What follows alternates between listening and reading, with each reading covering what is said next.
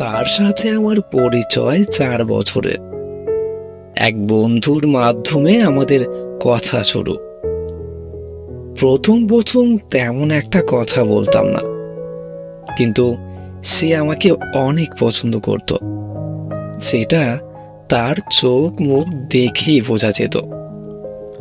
তার সাথে আমার দেখা হয়েছে হাতে গুনে 3 থেকে 4 বার। প্রথম ভালো লাগা তো কোনো কিছু খারাপ দেখলেও সেটা ভালোই মনে হতো। এভাবেই চললো কিছুদিন। কিছু মাস পর নিজের পড়াশোনা নিয়ে এতটাই ব্যস্ত হয়ে যায় যে তাকে আর সময় দেওয়া হয় না। সেও আর নিজে থেকে আমাকে বিরক্ত করেনি। বেশ ভালোই চলছিল। হঠাৎ বন্ধুর কাছ থেকে জানতে পারি সে নাকি আর নেই। অনেক কষ্ট হয়েছিল। এটা ভেবে যে এক সময় তাকে সময় দিতে পারিনি, কত অবহেলা করেছি। আর আজ সেই পৃথিবীর সব মায়া ত্যাগ করে চলে গেছে।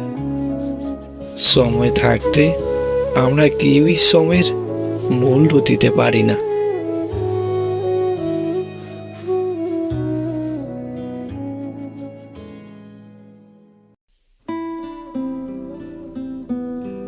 গল্পটি কেমন লাগলো?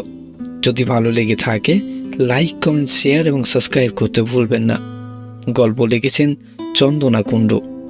গল্প পাঠে আমি কুশদাস। দেখা হচ্ছে পরবর্তী ভিডিওতে। ততক্ষণ পর্যন্ত ভালো থাকবেন, সুস্থ থাকবেন, নিজের যত্ন নেবেন।